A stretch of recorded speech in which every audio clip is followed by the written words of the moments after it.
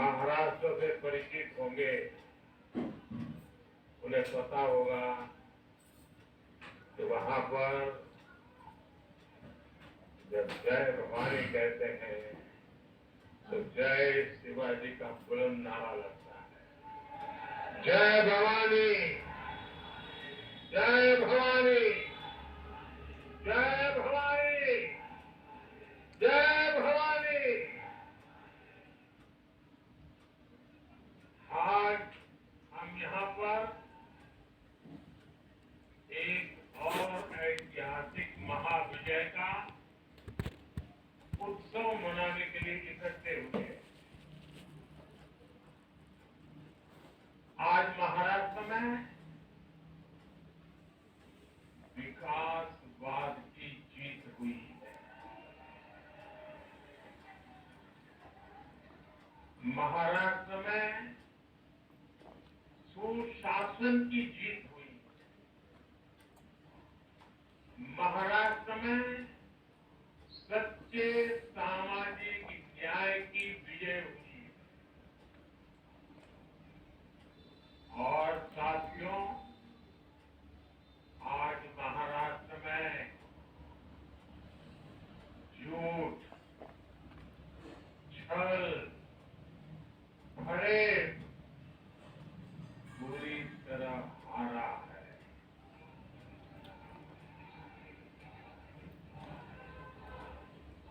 विभाजनकारी ताकतें हारी है। आज नेगेटिव पॉलिटिक्स की पराजय हुई।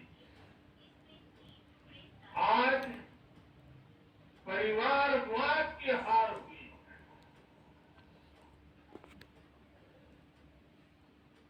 आज महाराष्ट्र ने विकसित भारत के संकल्प को और मजबूत किया है। मैं देश भर के भाजपा के, एनडीए के सभी कार्यकर्ताओं बहुत बहुत बधाई देता हूं, उन सबका अभिनंदन करता हूं।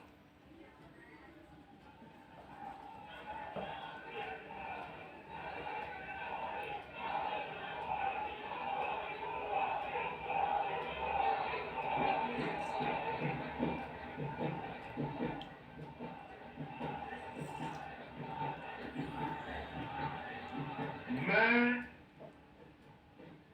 श्री एकनाथ शिंदे जी,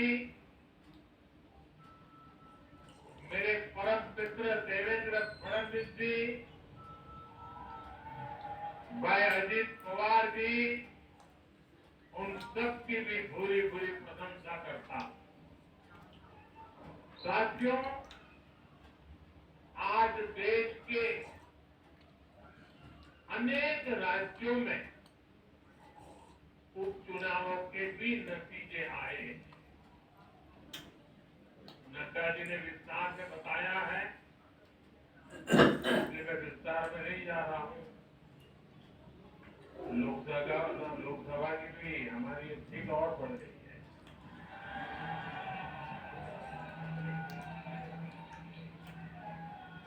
यूपी, उत्तराखंड और राजस्थान ने भाजपा को जमकर समर्थन दिया है। असम के लोगों ने भाजपा पर फिर एक बार भरोसा जताया है। मध्य प्रदेश में भी हमें सफलता मिली है। बिहार में भी एनडीए का समर्थन बढ़ा है। ये दिखाता है कि देश अब सिर्फ और सिर्फ विकास चाहता है। मैं महाराष्ट्र के मतदाताओं का,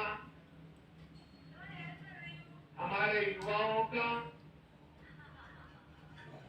विशेषकर माताओं बहनों का, हमारे किसान भाई बहनों का, देश की जनता का आदरपूर्वक नमन करता।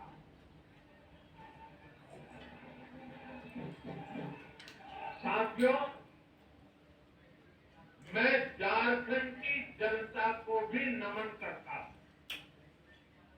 झारखंड के तेज विकास के लिए हम अब और ज्यादा मेहनत से काम करेंगे और इसमें भाजपा का एक एक कार्यकर्ता अपना हर प्रयास करेगा। साथियों, छत्रपती शिवाजी महाराजांच्या महाराष्ट्राने आज दाखवून दिले, तुष्टीकरणाचा सामना कसा करायचा।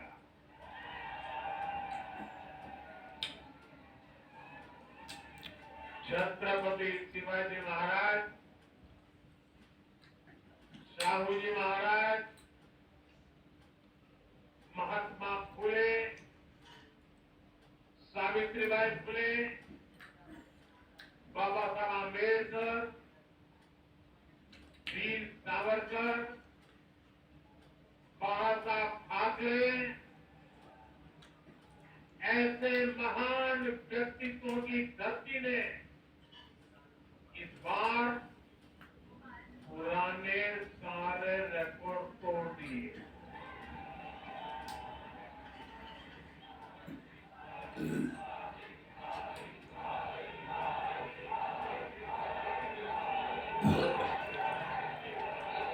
और साथियों, बीते 50 साल में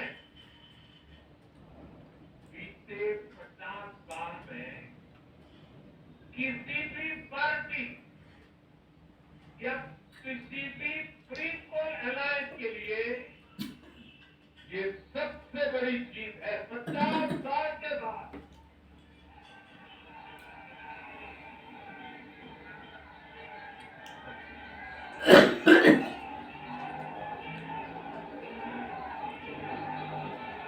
और एक महत्वपूर्ण बात मैं बताता हूं, ये लगातार तीसरी बार है जब भाजपा के नेतृत्व में इसी गठबंधन को लगातार महाराष्ट्र ने आशीर्वाद दिए हैं, विजयी बनाया है। और ये लगातार तीसरी बार है जब भाजपा महाराष्ट्र में सबसे बड़ी पार्टी बनकर उभरी है।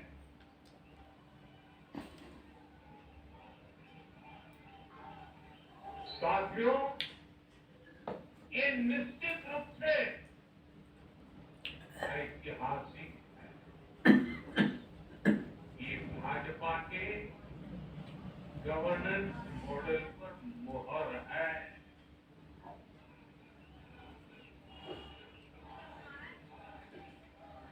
अकेले भाजपा को ही कांग्रेस और उसके सभी सहयोगियों से कहीं अधिक सीटें महाराष्ट्र के लोगों ने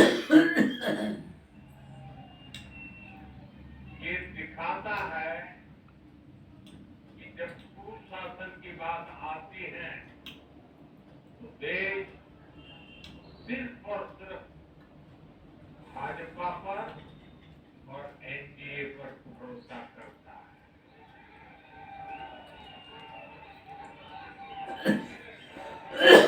तो एक और बात है जो आपको और खुश कर देगी। महाराष्ट्र देश का छठा राज्य है जिसने भाजपा को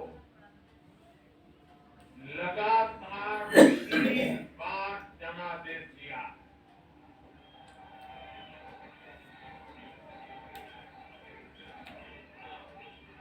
इससे पहले गोवा, गुजरात, छत्तीसगढ़, हरियाणा और मध्य प्रदेश में हम लगातार 3 बार जीत चुके हैं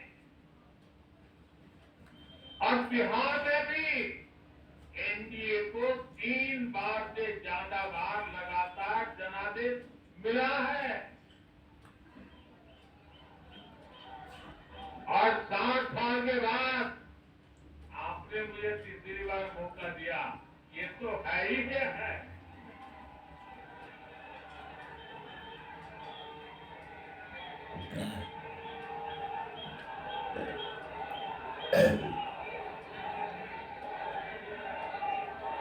ये जनता का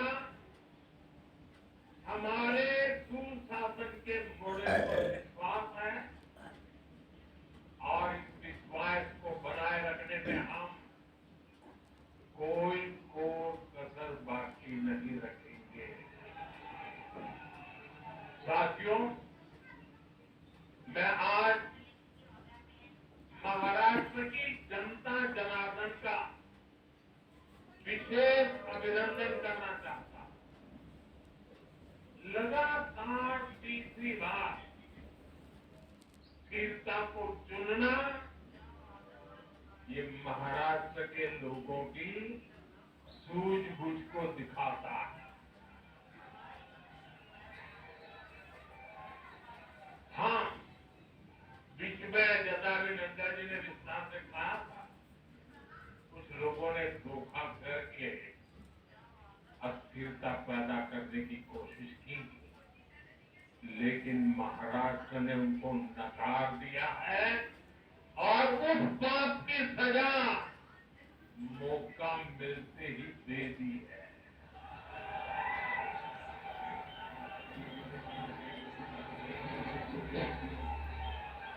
साथियों, महाराष्ट्र इस देश के लिए एक तरह से बहुत महत्वपूर्ण ग्रोथ इंजन है।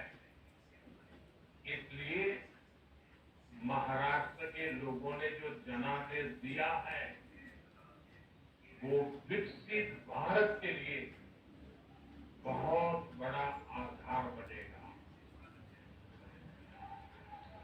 वो विकसित भारत के संकल्प की सिद्धि का आधार बनेगा।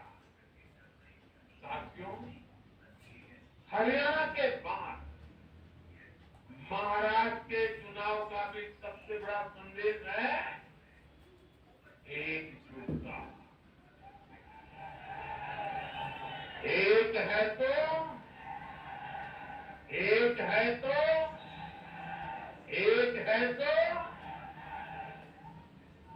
ये आज देश का महामंत्र बन चुका है। कांग्रेस और उसके इकोसिस्टम, उन्होंने सोचा था कि संविधान के नाम पर झूठ बोलकर, आरक्षण के नाम पर झूठ बोलकर एससी, एसटी, ओबीसी को छोटे छोटे समूहों में बांट देंगे। वो सोचते थे सब बिखर जाएंगे। कांग्रेस और उसके साथियों की साजिश को महाराष्ट्र ने सिरे से खारिज कर दिया है। महाराष्ट्र ने डंके की चोट पर कहा है, एक है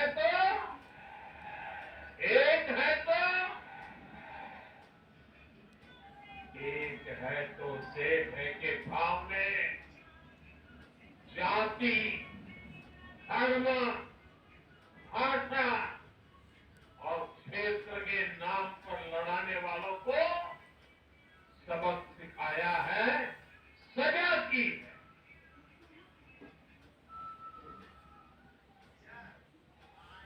आदिवासी भाई बहनों ने भी भाजपा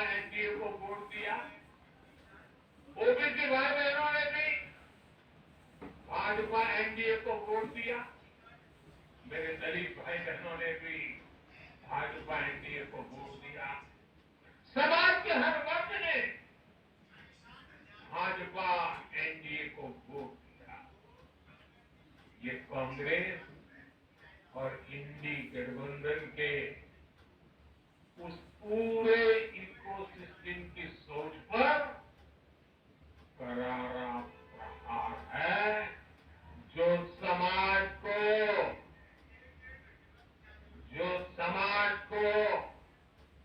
बांटने का एजेंडा चला रहे थे। साथियों, महाराष्ट्र ने एनडीए को इसलिए भी प्रचंड जनादेश दिया है क्योंकि हम विकास और विरासत दोनों को साथ लेकर चलते हैं। महाराष्ट्र की धरती पर इतनी विभूतियां जन्मी है, बीजेपी और मेरे छत्रपति शिवाजी महाराज आराध्य पुरुष है।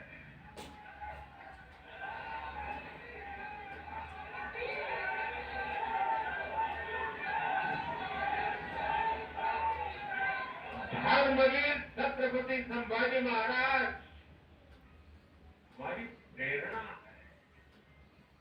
हमने हमेशा बाबा साहब आंबेडकर, महात्मा फुले, सावित्रीबाई फुले, इनके सामाजिक न्याय के विचार को माना है। यही हमारे आचार में है, यही हमारे व्यवहार में है। साथियों, लोगों ने मराठी भाषा के प्रति भी हमारा प्रेम देखा है। कांग्रेस को वर्षों तक मराठी भाषा की सेवा का मौका मिला, लेकिन इन लोगों ने इसके लिए कुछ नहीं किया। हमारी सरकार ने मराठी को क्लासिकल लैंग्वेज का दर्जा दिया। मातृभाषा का सम्मान, संस्कृतियों का सम्मान और इतिहास का सम्मान हमारे संस्कार में है, हमारे स्वभाव में है।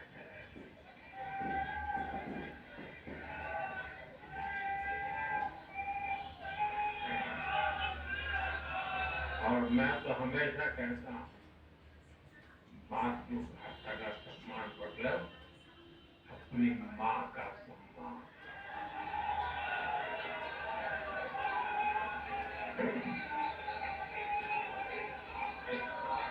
और इसलिए मैंने विकसित भारत के निर्माण के लिए लाल किले की प्राचीर से पंच प्राणों की बात की।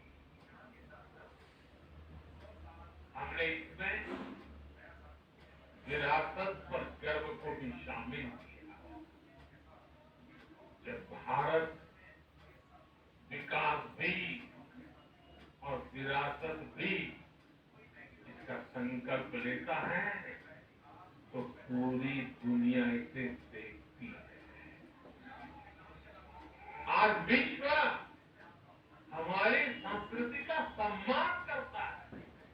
क्यों? क्योंकि हम इसका सम्मान करते हैं। अब अगले 5 साल में महाराष्ट्र विकास भी विरासत भी के इसी मंत्र के साथ तेज गति से आगे बढ़ेगा। साथियों, इंडी वाले देश के बदले मिजाज को नहीं समझ पा रहे हैं।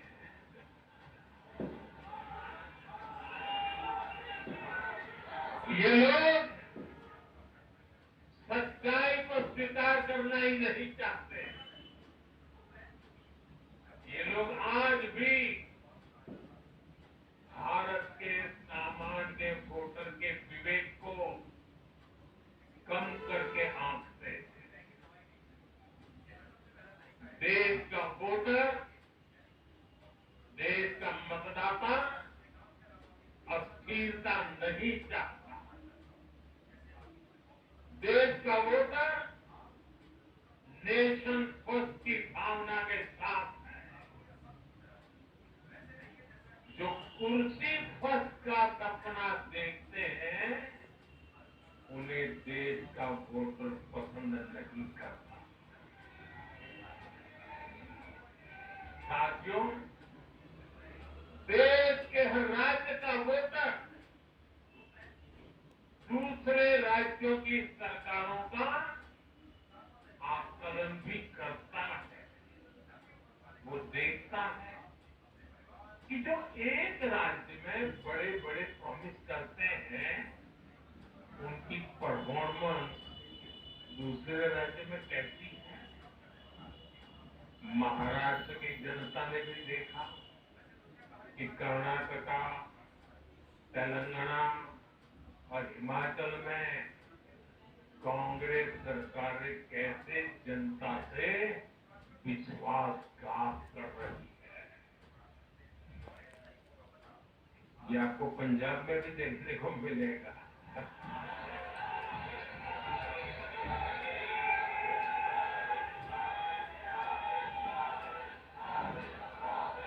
जो वादे महाराष्ट्र में किए गए, उनका हाल दूसरे राज्यों में क्या है। इसलिए कांग्रेस के पाखंड को जनता ने खारिज कर दिया है। कांग्रेस ने जनता को गुमराह करने के इसके लिए जो दूसरे राज्यों के अपने मुख्यमंत्री तक मैदान में उतारे, तब भी इनकी चाल सफल हो नहीं पाई। इनके ना तो झूठे वादे चले और ना ही खतरनाक एजेंडा चला। साथियों, आज महाराष्ट्र के जनादेश का एक और संदेश है। पूरे देश में सिर्फ और सिर्फ एक ही संविधान चलेगा।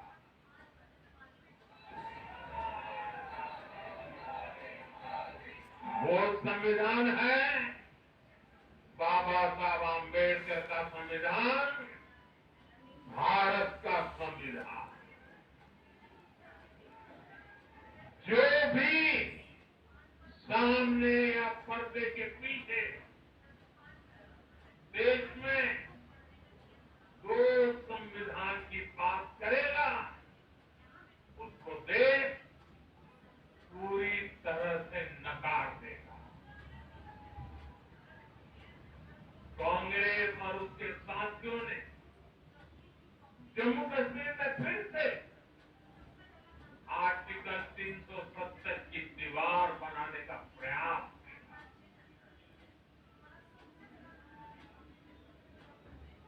वो संविधान का भी अपमान है। महाराष्ट्र ने उनको साफ साफ बता दिया, ये नहीं चलेगा। अब दुनिया की कोई भी ताकत, मैं कांग्रेस वालों को कहता हूं, कान खोल के सुन लो।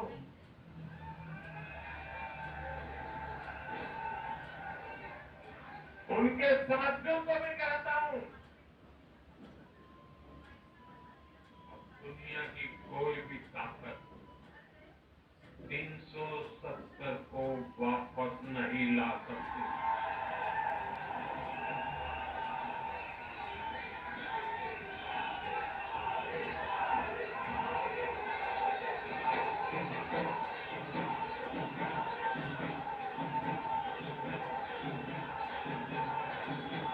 साथियों, महाराष्ट्र के चुनाव ने इंडी वालों का या गाड़ी वालों का दो मुहा चेहरा भी देश के सामने खोल करके रख दिया है।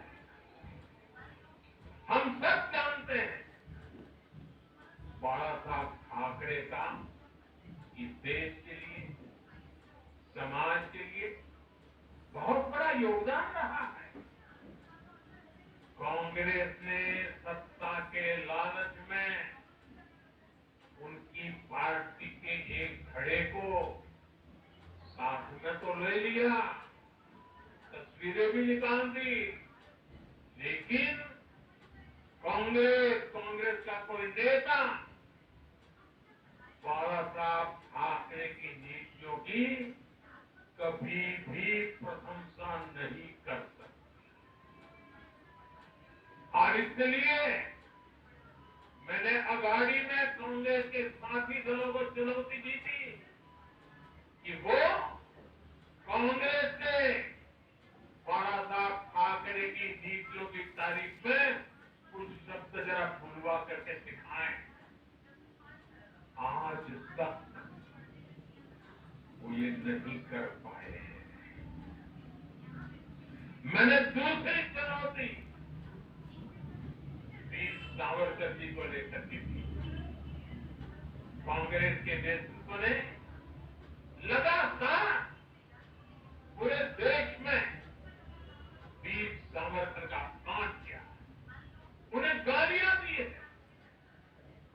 महाराष्ट्र में वोट पाने के लिए इन लोगों ने टेम्पररी वीर सावरकर जी को जरा टेम्पररी गाली देना उन्होंने बंद किया है। लेकिन वीर सावरकर के तप त्याग के लिए उनके मुंह से एक बार भी सत्य नहीं निकला, और यही इनका दो मुहापन है। ये दिखाता है कि उनकी बातों में कोई दम नहीं है। उनका मकसद सिर्फ और सिर्फ वीर सावरकर को बदनाम करना है। साथियों, भारत की राजनीति में अब कांग्रेस पार्टी परजीवी बनकर रह गई।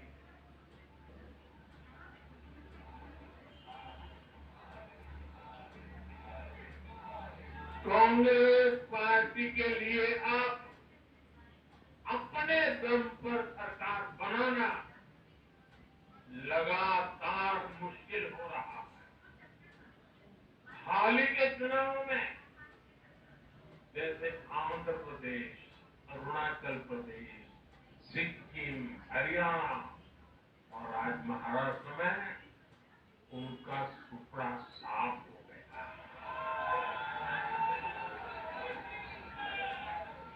कांग्रेस की घिसी पीटी विभाजनकारी राजनीति फेल हो रही है, लेकिन फिर भी कांग्रेस का अहंकार देखिए।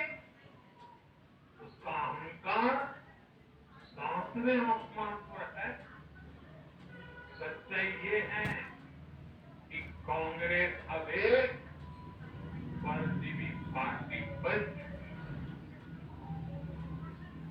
कांग्रेस सिर्फ अपनी ही नहीं बल्कि अपने साथियों की नाव को भी डुबो देती है। आज महाराष्ट्र में भी हमने यही देखा है। महाराष्ट्र में कांग्रेस और उसके गठबंधन ने महाराष्ट्र की हर 5 में से 4 सीट हासिल। अघाड़ी के हर घटक का टैक्स रेट 20% से भी नीचे है। ये दिखाता है कि कांग्रेस खुद भी लुटती है और दूसरों को भी चुगोती है। महाराष्ट्र में सबसे ज्यादा सीटों पर कांग्रेस चुनाव लड़ी, उतनी ही बड़ी हार इनके सहयोग वालों को भी मिली। वो तो अच्छा है कि यूपी जैसे राज्यों में कांग्रेस के सहयोगों ने उससे जान छुड़ा ली, वरना वहां भी कांग्रेस के सहयोगों को लेने के तेरे पड़ जाते। साथियों, सत्ता भूख में कांग्रेस के परिवार ने संविधान की पंथ निरपेक्षता की भावना को चूर चूर कर दिया। हमारे संविधान निर्माताओं ने उस समय 47 में विभाजन की विविधता के बीच में हिंदू संस्कार और परंपरा को जीते हुए पंथ निरपेक्षता की राह को चुना था।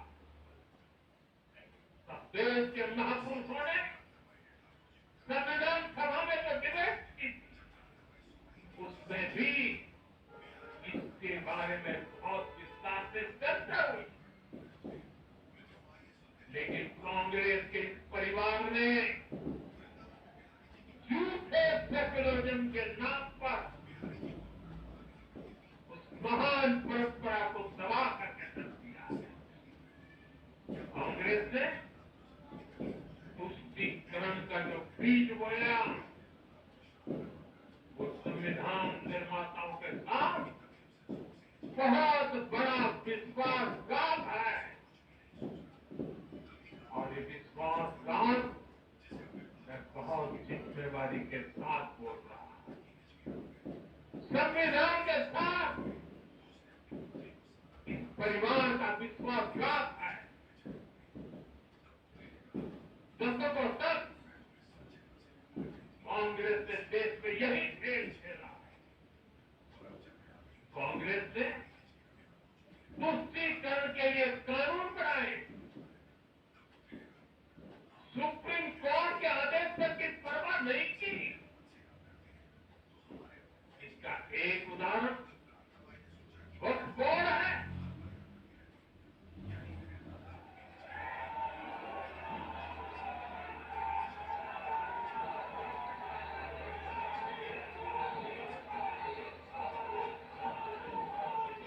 दिल्ली के लोग तो चौंक जाएंगे। हालात ये थी कि 2014 में इन लोगों ने सरकार से जाते जाते दिल्ली के आसपास की अनेक संपत्तियां वक्फ बोर्ड को सौंप दी थी।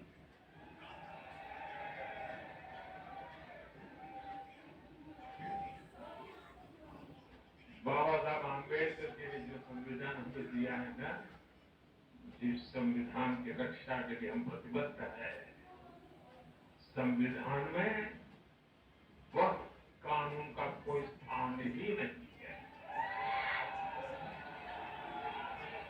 लेकिन फिर भी कांग्रेस ने तुष्टीकरण के लिए वक्फ बोर्ड जैसी व्यवस्था पैदा कर, ये इसलिए किया गया ताकि कांग्रेस के परिवार का वोट बैंक बढ़ सके।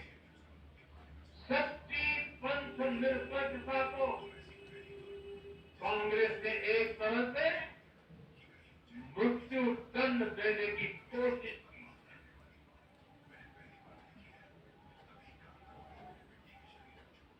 साथियों, कांग्रेस के शाही परिवार की सत्ता भूख इतनी विकृति हो गई है कि उन्होंने सामाजिक न्याय की भावना को भी चूर चूर कर दिया। एक समय था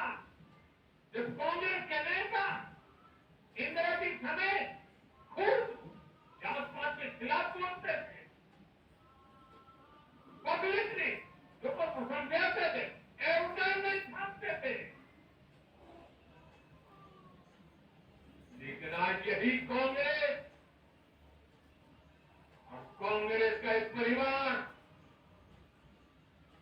खुद की सत्ता भूख को शांत करने के लिए जातिवाद का जहर फैला रहा है।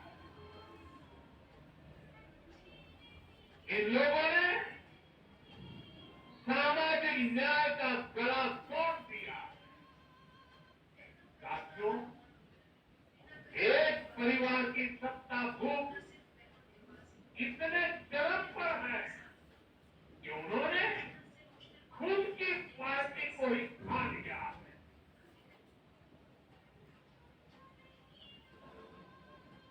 देश के अलग अलग भागों में कई पुराने जमाने के कांग्रेस कार्यकर्ता हैं, पुरानी पीढ़ी के लोग हैं जो अपने जमाने की कांग्रेस को ढूंढ रहे हैं। लेकिन आज की कांग्रेस के विचार से, व्यवहार से, आदत से उनको ये साफ पता चल रहा है कि ये वो कांग्रेस नहीं है। इसलिए कांग्रेस में आंतरिक रूप से असंतोष बहुत ज्यादा बढ़ रहा है। उनकी आरती उतारने वाले भले आज इन खबरों को दबा के रखे, लेकिन मुस्कुराहट बहुत बड़ी है। असंतोष की ज्वाला भड़क चुकी है। सिर्फ एक परिवार के ही लोगों को कांग्रेस चलाने का हक है। सिर्फ वही परिवार काबिल है, दूसरे नाकाबिल है। परिवार की सोच ने, इस चीज ने कांग्रेस में एक ऐसा माहौल भी बना दिया कि किसी भी समर्पित कांग्रेस कार्यकर्ता के लिए वहां काम करना मुश्किल हो गया। आप सोचिए, कांग्रेस पार्टी की प्राथमिकता आज सिर्फ और सिर्फ परिवार है। देश की जनता उसकी प्राथमिकता नहीं है। और जिस पार्टी की प्राथमिकता जनता न हो, वो लोकतंत्र के लिए बहुत ही नुकसानदायी होती है। साथियों, कांग्रेस का परिवार सत्ता के बिना जी नहीं सकता। चुनाव जीतने के लिए लोग कुछ भी कर सकते हैं। दक्षिण में जाकर उत्तर को गाली देना, उत्तर में जाकर के दक्षिण को गाली देना, और विदेश में जाकर देश को गाली देना।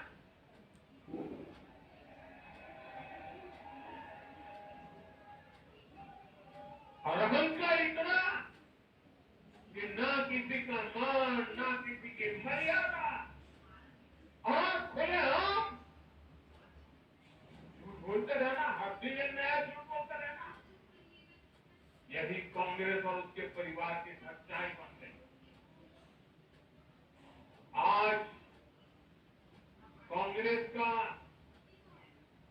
अर्बन नक्सलवाद भारत के सामने नई चुनौती बनकर खड़ा हो गया। इन अर्बन नक्सलियों का रिमोट कंट्रोल देश के बाहर है, और इसलिए सभी को इस अर्बन नक्सलवाद से बहुत सावधान रहना। आज देश के युवाओं को, हर प्रोफेशनल को कांग्रेस की हकीकत को समझना बहुत जरूरी है। साथियों, जब मैं पिछली बार भाजपा मुख्यालय आया था, तो मैंने हरियाणा से मिले आशीर्वाद पर आपसे बात की। तब हमें गुरुग्राम जैसे शहरी क्षेत्र के लोगों ने भी अपना आशीर्वाद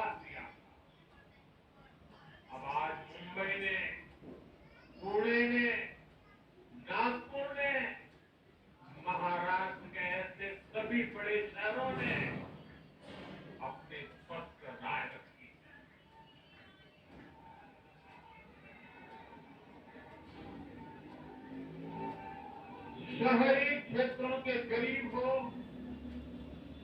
शहरी क्षेत्रों के मिडिल क्लास हो, हर किसी ने भाजपा का समर्थन किया है और एक स्पष्ट संदेश दिया है। यह संदेश है आधुनिक भारत, विश्व स्तरीय शहरों का। हमारे महानगरों ने विकास को चुना है, आधुनिक इंफ्रास्ट्रक्चर को चुना है और सबसे बड़ी बात, उन्होंने विकास में रोड़े अटकाने वाली राजनीति को नकार दिया है।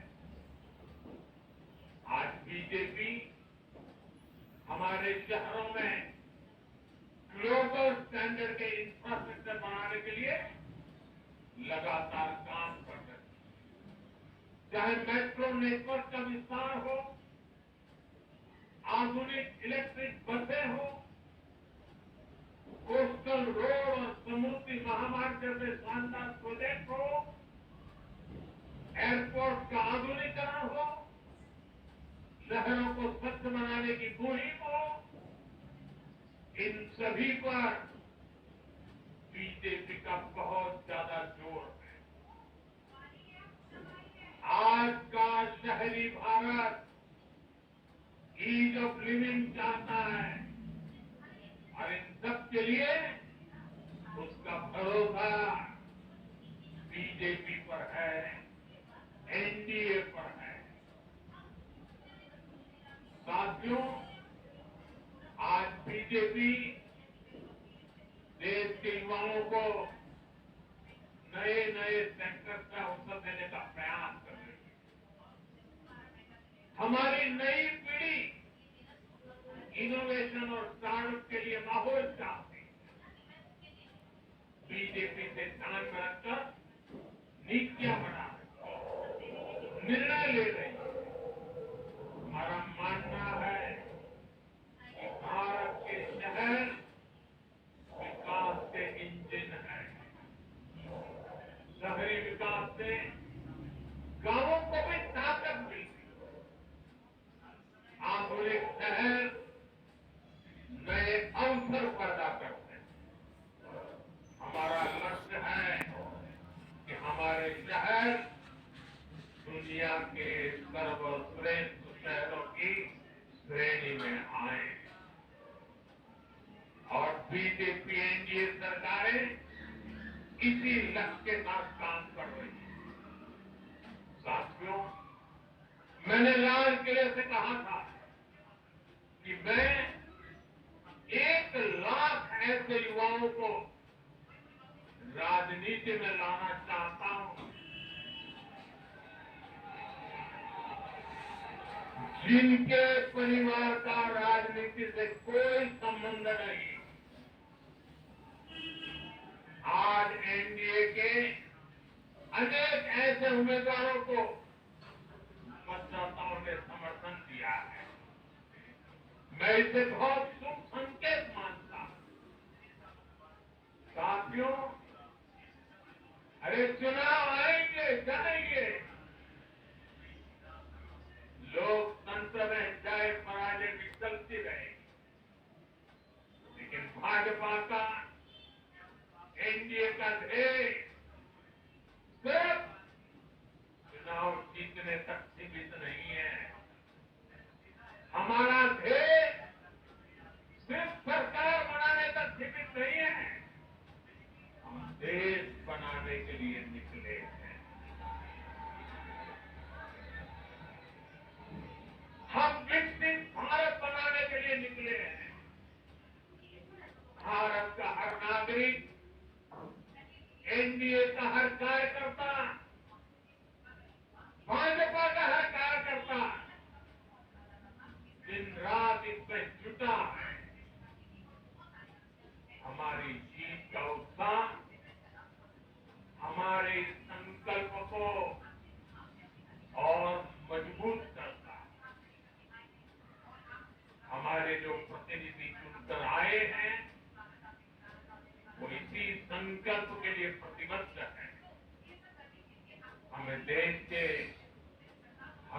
परिवार का जीवन आसान बनाना है।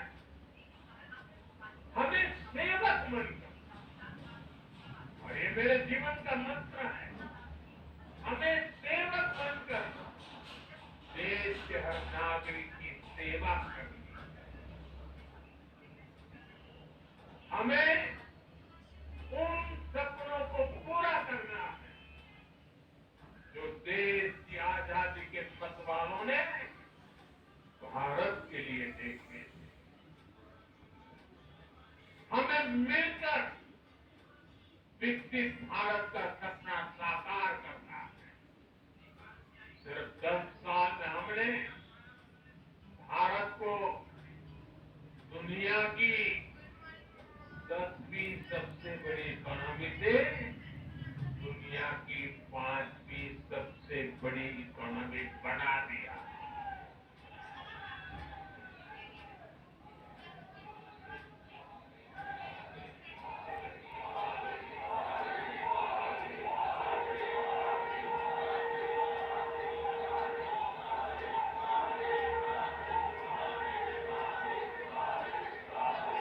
किसी को भी लगता, अरे मोदी जी 10 में से 5 पर पहुंच गए, अब तो बैठो आराम से बैठने के लिए मैं पैदा नहीं हूं।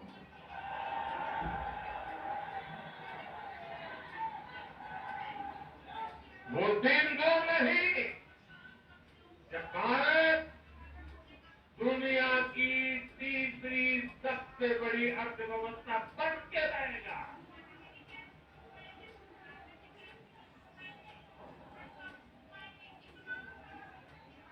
हम मिलकर आगे बढ़ेंगे, एकजुट होकर आगे बढ़ेंगे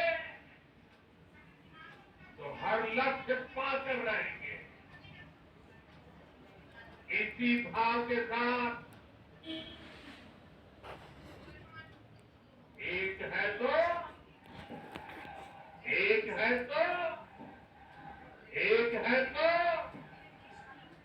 मैं एक बार फिर आप सभी को बहुत बहुत बधाई देता हूं, देशवासियों को बधाई देता हूं, महाराष्ट्र के लोगों को विशेष बधाई देता हूं।